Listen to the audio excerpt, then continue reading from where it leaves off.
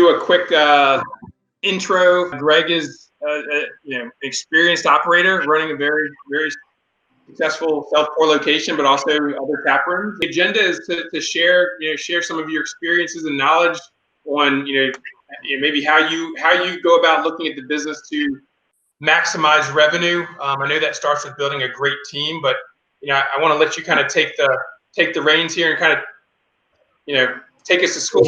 District Brew Yards is under one roof is 4 breweries and 40 taps. Each brewery has their own tap wall that has 10 Pour My Beer tap handles on it. We integrate with Toast. It is completely pre-authorized. We do not do any prepay. Customer comes in, puts a credit card, we slide it, we store it on Toast, we connect a Pour My Beer card, and we give it to them. They then can use that to pour their own beer. They can use that to buy canned goods. Every single one of our 40 beers is canned on site, no matter what size batch we brew, and we brew in 7 barrels. You can also use that card to go to the kitchen. Little breaking news, but District Brew Yards is now partnering with Lily Q's Barbecue, a very famous barbecue place here in Chicago that actually has a national footprint. That they are moving their facility inside of ours, and they are going to operate out of that as well.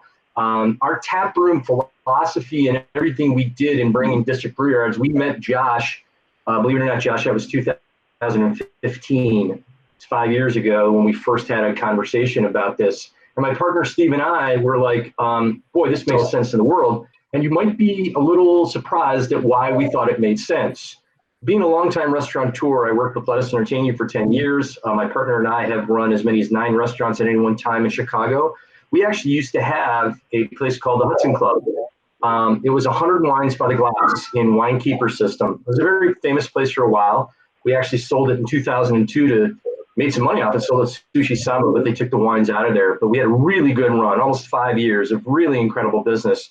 And what we were doing were flights, right? 4 glasses. We actually had to go to an engineer and create these wine carriers where you could put 4 wines on it and carry like 9 of them on your hands and go to a table of 9 with 9 sampling, 9 samples. So 9 times 4 is 36 glasses. When we opened up our pub and we realized how much people wanted to sample and not commit, we realized that these little tasting glasses, and by the way, fair warning, I'm a restaurateur, so I swear a lot.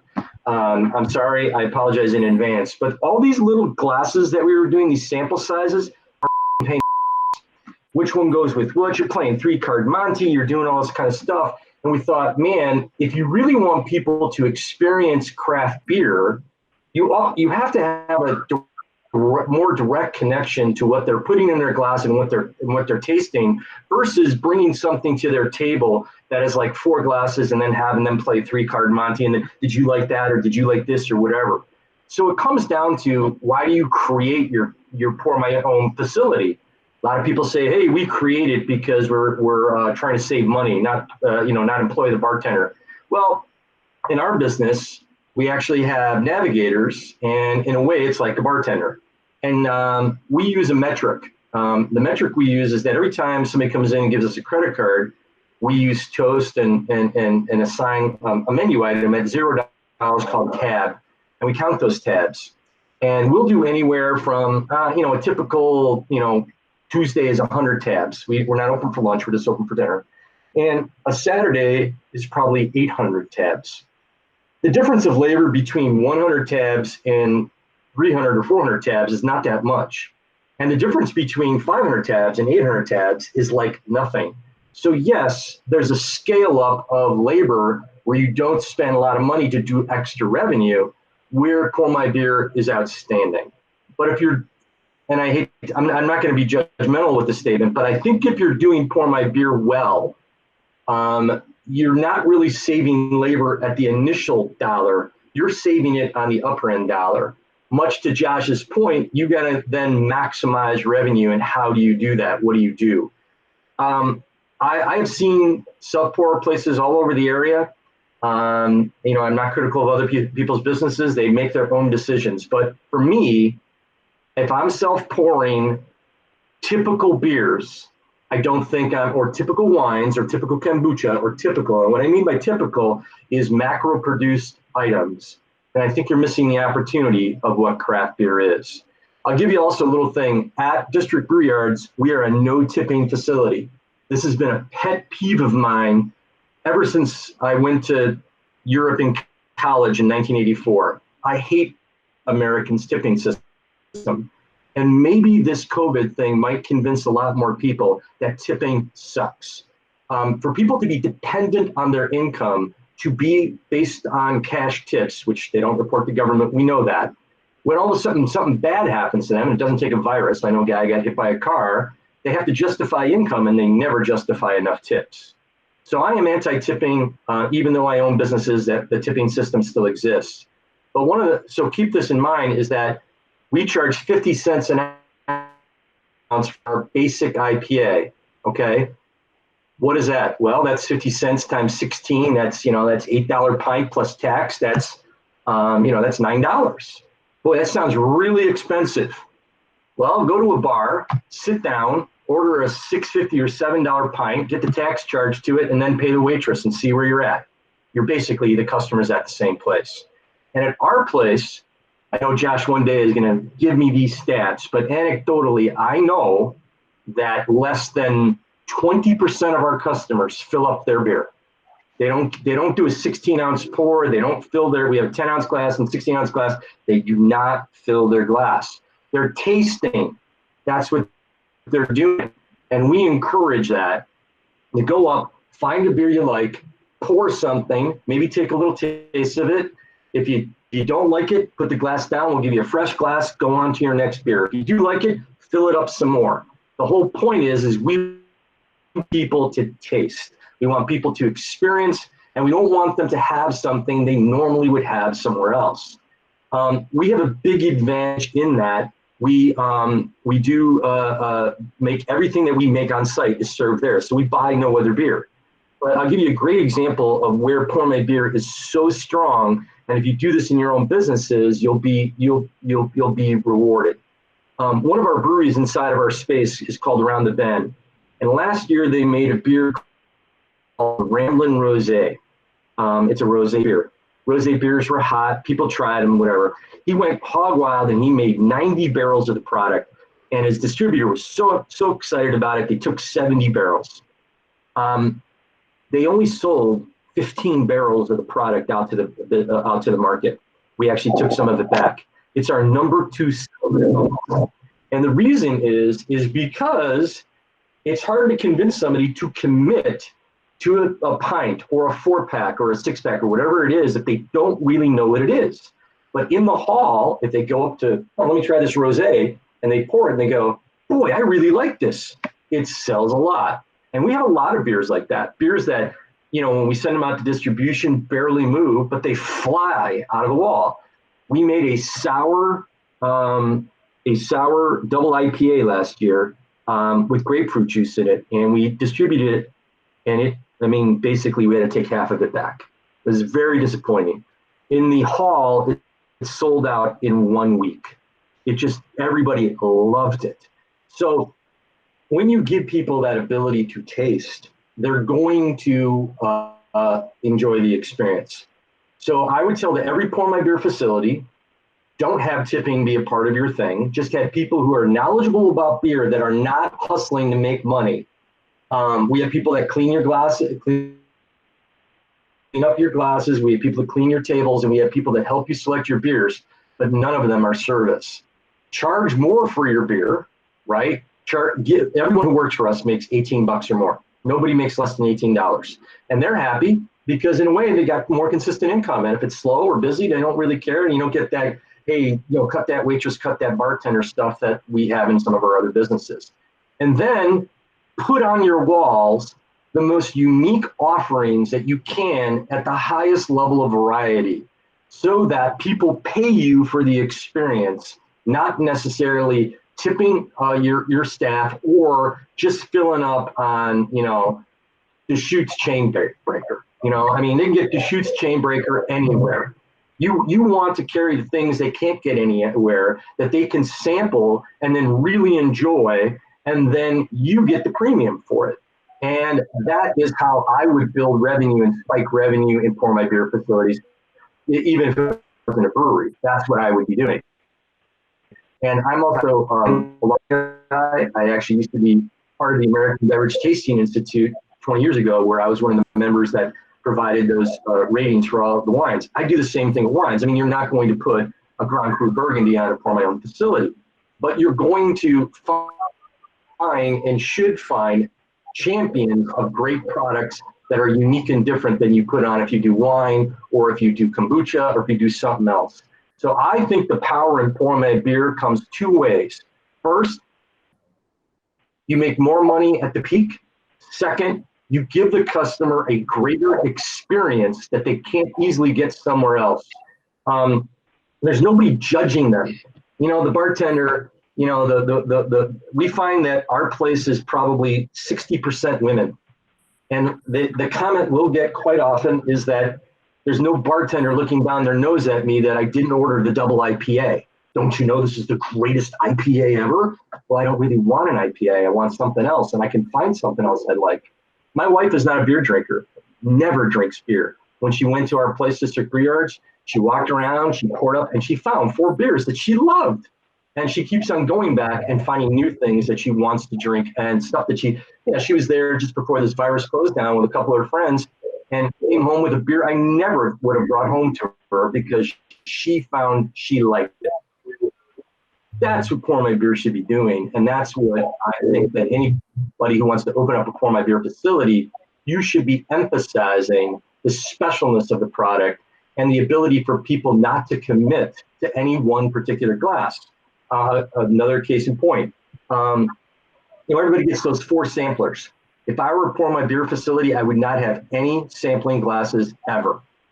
Because the point I'm trying to make is, you don't go there and fill 4 glasses and take them back. You go to the wall and talk and figure out things. One of the greatest Yelp reviews in my 25, 30-year history we ever had was we were talking about, and this is a year ago, in such a divided world, how people don't talk to one another anymore. Inside of District Brew Yards, we have no TVs, we show no sports, we play board games. We have Monopoly, people play chess. The board games are crazy busy. No, so what I was going to say is I'd really like you to kind of dive a little deeper into the, I guess, how do you create, I don't want to say demand, but as you know, with a restaurant, it's you need feet to walk through the door, and then you need the feet to walk through the door to have a great experience. Mm-hmm. And you need those feet to walk out the door and tell their friends how great of an experience it was. So then you have more feet walking the door. And I guess what I want to try to help share with the team or the group is what are some of the things that you do that it's kind of like people don't see on the surface, but you've built in processes for your staff, like how you train them how to greet people. And just when I go there, I watch and I see how you have your staff stand by the wall. They literally stand there and they don't just ignore you. It's like you've taught them how to know when and when not to engage with people. And then, more importantly, like at the end of the day, how do you recognize the team that's doing, going above and beyond, or like just really creating that culture that you've created with District Brew Yards? But I just wanted to help focus some of the conversation toward, getting feet to the door, retaining feet, and, and just building yourself as part of the community. One of the things we really focused on is that we want to make everything frictionless inside of District Brew Yards. We don't want there to be any friction point. We don't want there to be any difficulty. We want everything to be simple from when you check in. So one of the first things we did was we created up with a script. We were like, all right, what do people say when we walk in the door? And we're like, hi, welcome to District Brew Yards. Have you ever been there before? Yes, you have. No, you have. Yes, you have. If they have, you talk about what's new on the wall. You say, hey, you got to get over there and get that zombie luau. It's going to be out tomorrow. It's the freshest beer out there. Really enjoy it. So we emphasize at our front that if somebody's been here before, while you're doing the processes of taking the card and all that kind of stuff, you tell them what's new. If they've never been here before, you go, great. I'm gonna take a credit card and I need to see your ID. I'm gonna take this credit card and it's gonna be stored in our computer system and it's gonna be tied to this beer card. We also have a sample card slot from Pour My Beer that we then say, this is how you put the card in there when you're at the wall. Somebody will help you over there and show you that. But this is everything's charged by the ounce. And when you're all done, you take that card and you put it in that slot and you walk out the door and you get on with your life. Everything will be charged to that card at the end of the day. If you want to stop here for a receipt, you can. Also, make sure you sign up for our reward members, which right now we're almost 5,000 strong. Make sure you get 5% off for the rest of your life. You get 100 points for just signing up. In this downtime, by the way, we are selling tremendous amount of beer through our shop, and almost 60% of the sales are coming from our members. So we talk about membership. We get them ingrained. We let them know before they leave that front desk what they're about to do. And a lot of people are confused. They're not sure what's happening. So when you get to the hall, which is about a 50-foot walk, when you actually go through the shop, walk up a ramp, you get to the hall. Hopefully you'll meet somebody there that will then explain it a little bit more. Here's the 4 breweries, here's Burnt City, here's Around the Bend, here's Bulldog. You use the card, you put it in the slot here, you pour as little or as much as you want. When you're all done with the glass, put it at the glass stations around there, or somebody will come pick up your glass. If I can answer any questions, let me know. It's just all about welcoming them. The last, Saturday, March 8th, I think it was our last, full day before the shutdown. We did 905 accounts. Our average account is about $30. We count an account as a credit card that is assigned to a card. Don't know how many people are on an account. We assume somewhere around 1.8. It was a marvelous day. It was unbelievable how that was one of our busiest days ever. And we were just getting better and better and better and better. And then this shutdown occurred, which is really disappointing and kind of problematic. But here we are. But it's just this. We used to do that when we began. Let you know, we were at the front. We have 3 stations, 3 toast stations, and we had 3 people working there constantly with like a door person. And that was to do maybe about 10-15% less. On that Saturday where we did that, we had about 3 people there. I was in and out. Somebody was working the door. It just became easier because we got good,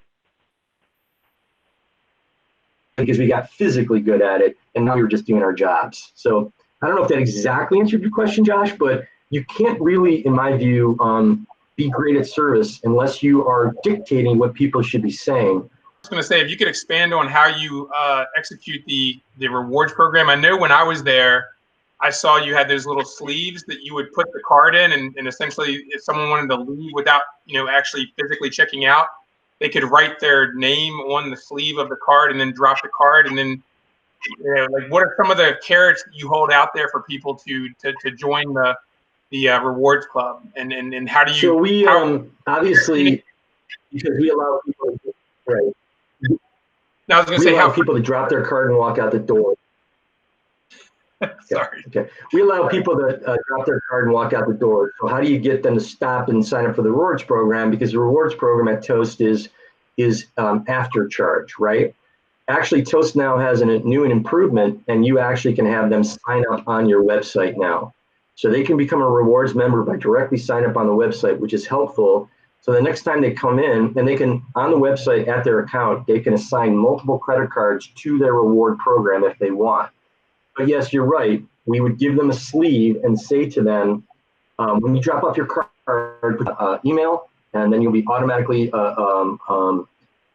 entered. One of the great things about that is with the improvements that Toast has made over the last 5-6 months, every time they leave the store, it gives them a detailed check now. So now it's even less important that they stop by the door.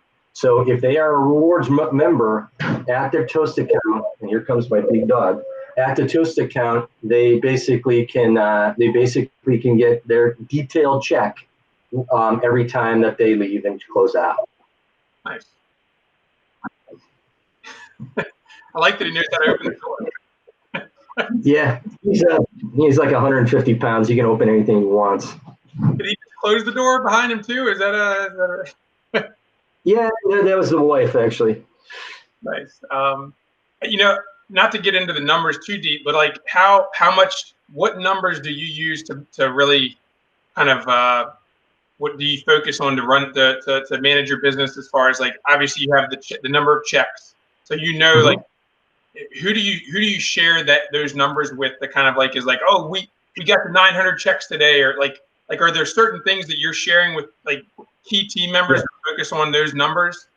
Yes, we have a dashboard, key performance indicators that has 9 separate indicators on it. We have a minimum amount of accounts we want to create a week. These are all like shown in visual graph form. We look at percentage of return customers, big number for us. We want the people who are in our rewards program to make up at least 10% of our sales, and we want to be growing our rewards program by at least 75 members a week. So those are 2 other key performance indicators that we show in a dashboard. So we want to see 75 new members a week, and we want 10% of our visits to be customers who have been with us before, that have joined the rewards program. And we can see those numbers very simply through the Toast program. We also, we do a few other things, like looking at percentage of food sales to the hall. We do a look at how many 6-packs of beer we sell.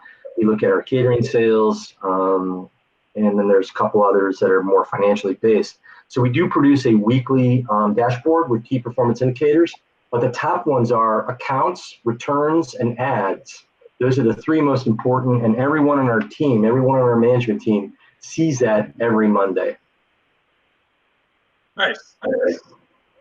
I'm happy to open the conversation up to the rest of our Pour My Beer family. If you have specific questions that you'd like to kind of pose, I'm happy to keep facilitating, but I don't want to take too much of the spotlight here. Sure. Anybody have a question? I'd love to answer it. Hey, Greg, I do. This is Noah from Beast and Brews in Colorado Springs. Great. And so Josh and I have been talking about your operation for many months, so I'm glad to finally jump on and meet you. But one of the things I think that makes our facility a bit different than a lot of other Pour My Beer operations is we are a full-service restaurant with 100 of the Pour My Beer taps. So our kitchen is chef-driven by myself. So we transitioned after the beginning of the new year to a full-service restaurant with our servers at the tables, based on demand from our demographics. But I think our biggest obstacle that we're facing right now is how do we extend our peak periods of time? And one of those solutions we know is happy hour, but the happy hour is not quite user-friendly at the moment. So are you guys doing anything to combat that, or do you have something else in place for that? Okay, so if I can ask you just a few questions. You say you're a full-service restaurant with Pour My Beer, so how does that work? Does the customer pour their beer?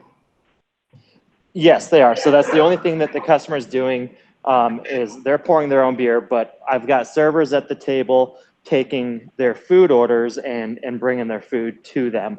And then those servers are also helping them with any pour issues, explaining beers, et cetera. And all of our products, like you mentioned, we don't do any mass-produced minus Coors Light and Blue Moon. But out of all of our 100 lines, they are all Colorado microbrews, local to Colorado.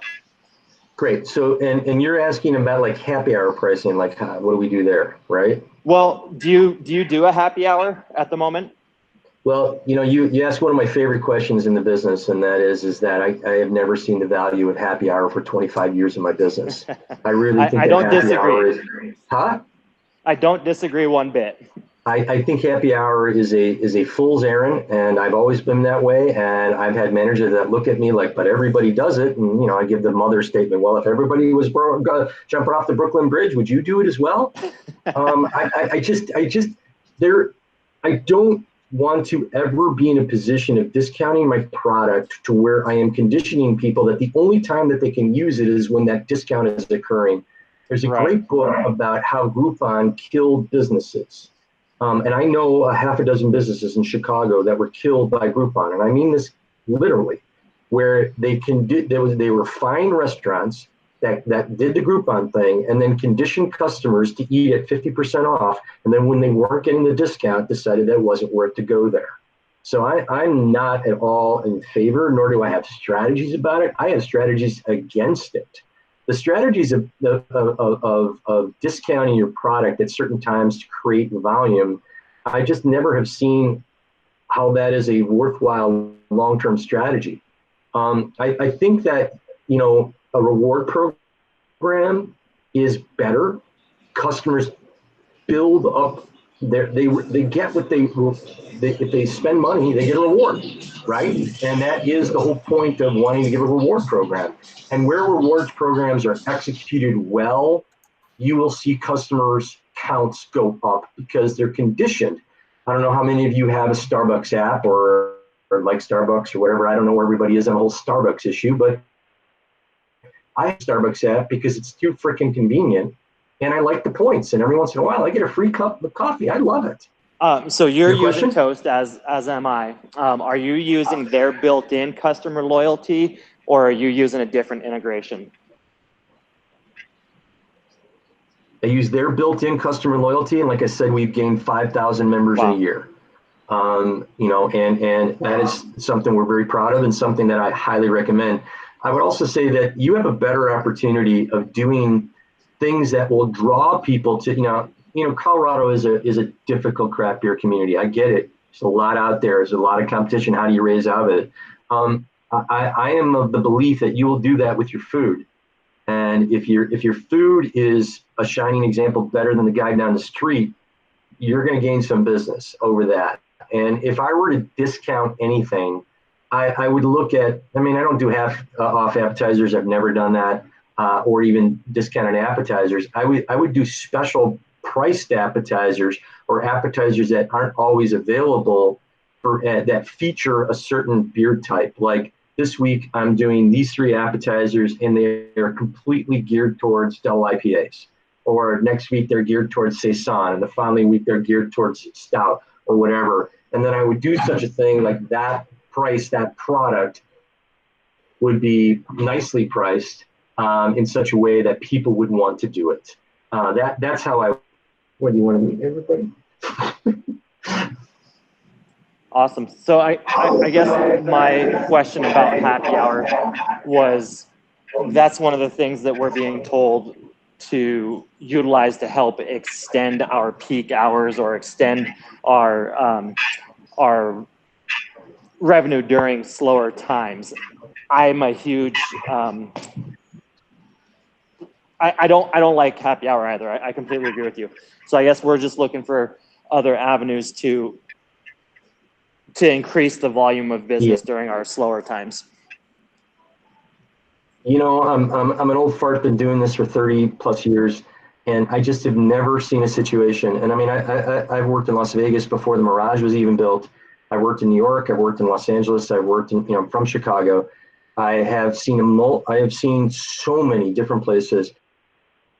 And I have never seen a place that does happy hour that builds lasting business. And this comes back down to, why do people think happy hour is such a great idea? Well, people think happy hour is such a great idea because they can bring some people in, servers and bartenders make a few extra dollars. That's great. That's all wonderful. But it is not, I believe, building a great business. What I believe is it's begging people to come in.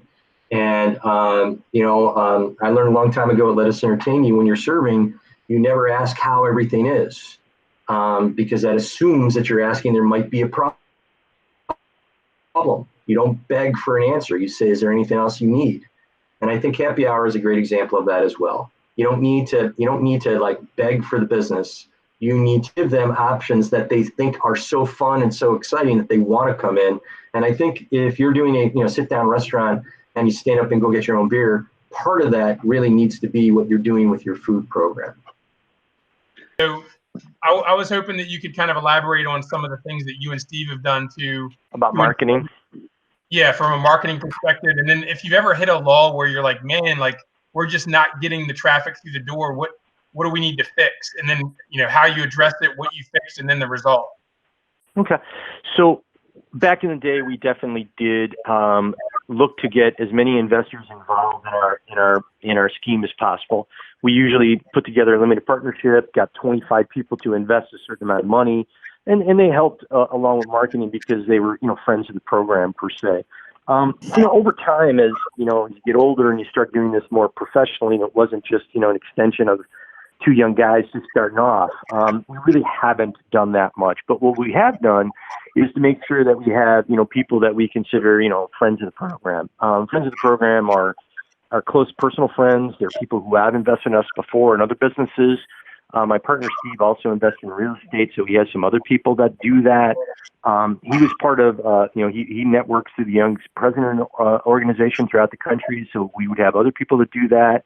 In our month ramp up to opening a store, especially now at the onset of social media, it's all about the gram. And obviously, Pour My Beer is a fantastic Instagram product. Pouring beer, putting it in a glass, the idea of pouring the beer, doing those Instagram things created a tremendous amount of buzz. And then, yes, we did pay a few influencers, nothing much, like $2,500, I think, to influence the product and to be in and say nice things for us. That's common practice today with social media and other things, and that helped along the way. I just think that we just also our opening was big, and a lot of our openings have been big, and I think that most people, you can get that initial surge. I think the important issue is always with opening and that first 5-6 months of business is, can you execute? Can you bring them back? So our marketing is always built around the fact that, yeah, we want a big opening, but a big opening doesn't make a good business. It really doesn't. And in fact, there was one business we opened in Richmond, Virginia, Popkin Tavern. Popkin was a furniture store that's my partner's father owned. And in the basement or the ground floor of that building, we opened up a tavern. We went to Virginia, took that place over, did lots of marketing, and the first week was crazy busy, $55,000 in the week. The next week was like $35,000. Following week was like 20. Following week was like 15. We just didn't execute.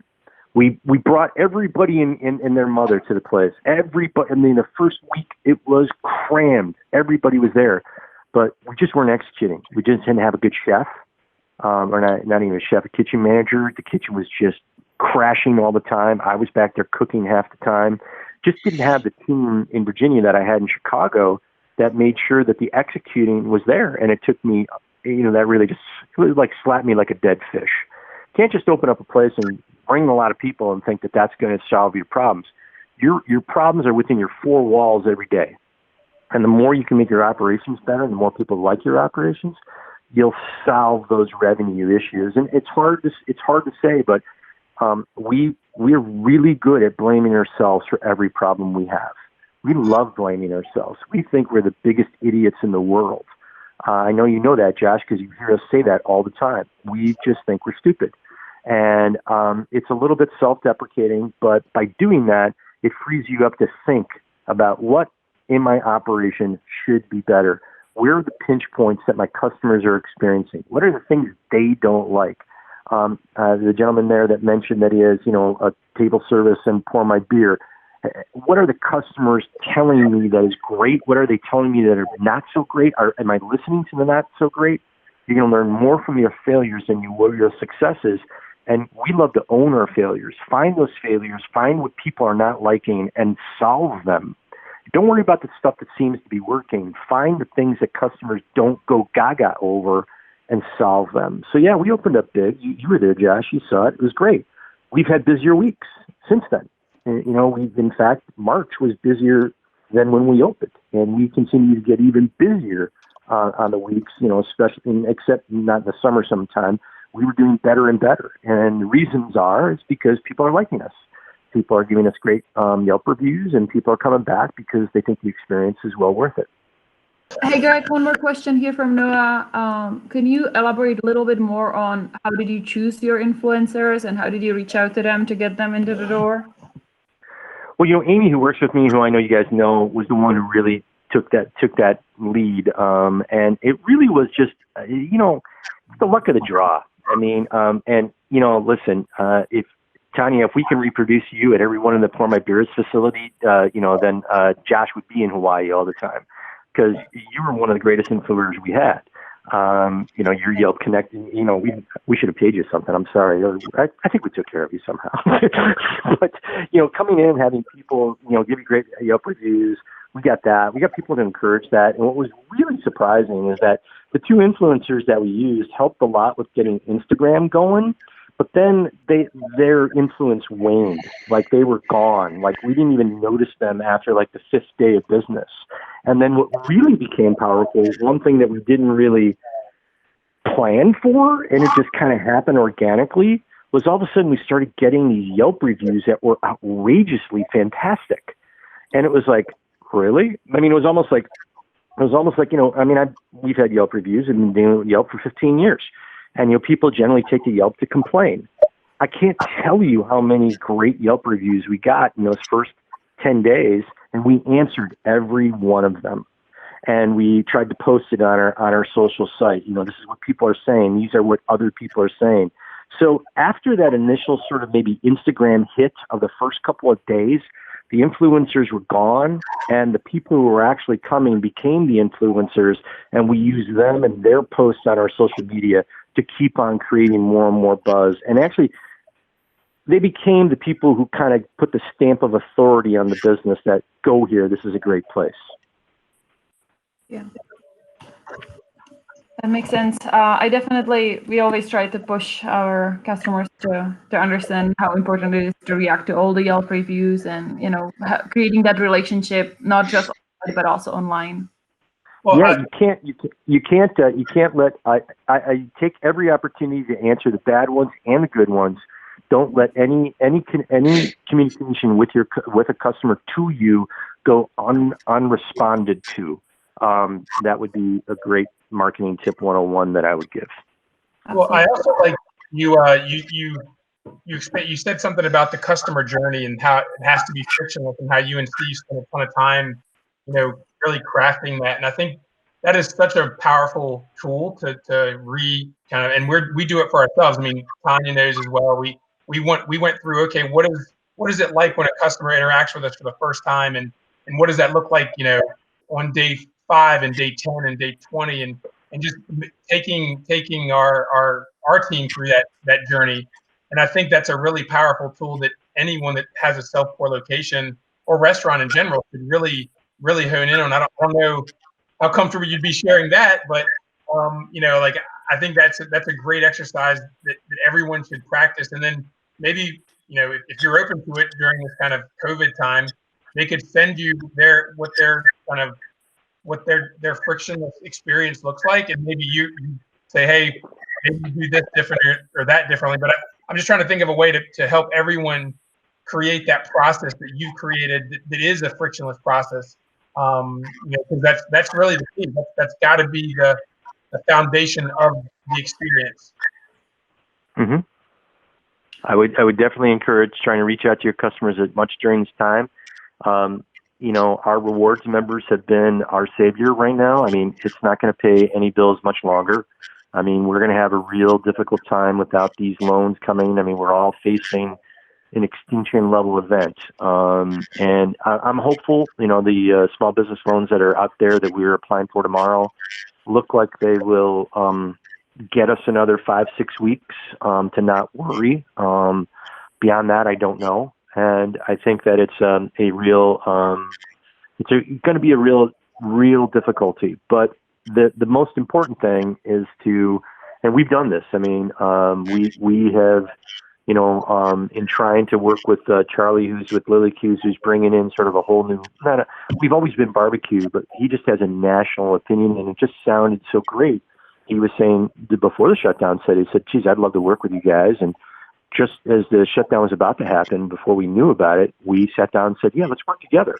And let's bring your customers together and our customers together. And then after the shutdown, we looked at each other and said, boy, this is a genius move. Because it's now we're going to have something new to talk about.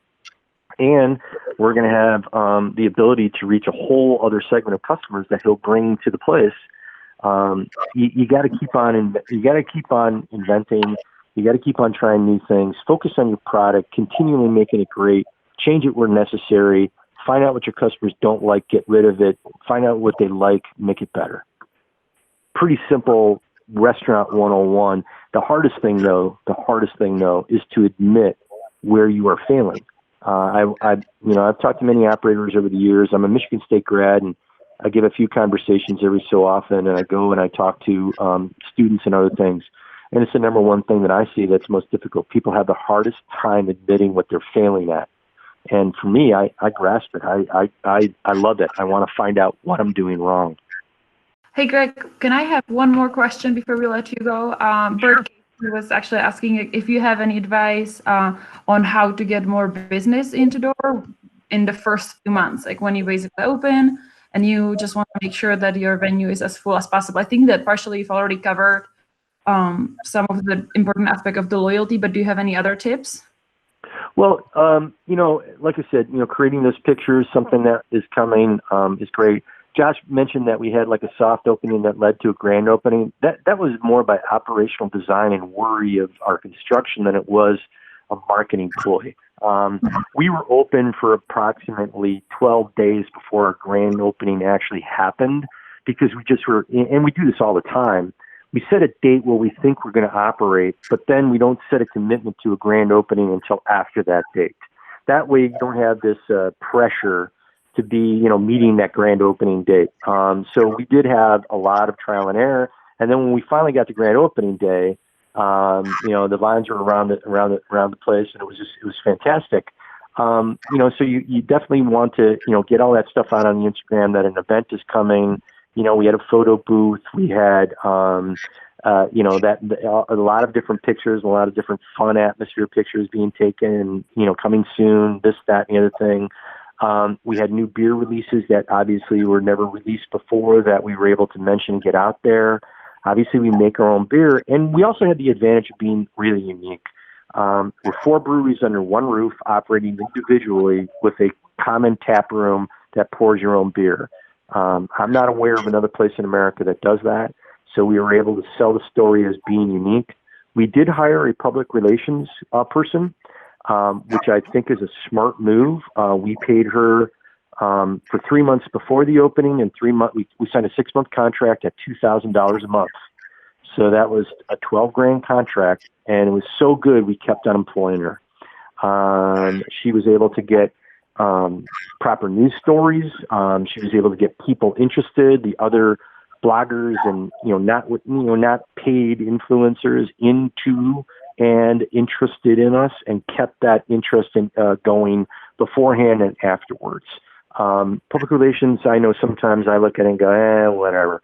But public relations is key in this world because there's so many people blogging that are not doing it for direct payment, and they live off public relations people. They live off of the information that they get from public relations people. So if you have a public relations person, it should be independent of your organization, who can talk directly to those people. I would say you should try that for a 3 to 6 month period, and see what type of results they can provide. Have you done any like Facebook or Instagram advertising, and have you seen any positive results from that? We did not pay for any Instagram advertisement. We did a little bit of a few Facebook ads, a few Twitter ads, but nothing to write home about. We still are feeling our way into that market. Don't feel like we have the excellence there or the ability, so no, we did not do that. Because I think there are some specials out there for businesses where they're giving away like, $10,000 of advertising. So I have heard from other operators that said it was a good way to kind of kick things off, but I don't know. We'll try to share that with the community as well. But we're past that hour mark, but if there's any other questions, does anyone else want to just chime in real quick before we let Greg get back to his Thursday? No problem. I have a really quick one. Just being that, as Josh knows, we opened that second one pretty quick here in Lancaster, PA. I guess what advice would you have for when you're talking about scaling, district brew yards or a restaurant or a self-pour establishment? I guess you kind of just go with is it based a case by case basis? Because sometimes I feel like, are we expanding too fast, or are we also just taking advantage of unique opportunities that are presenting themselves? It's just happening a lot quicker than what me and my two other business partners had imagined. We are in a scaling conversation currently.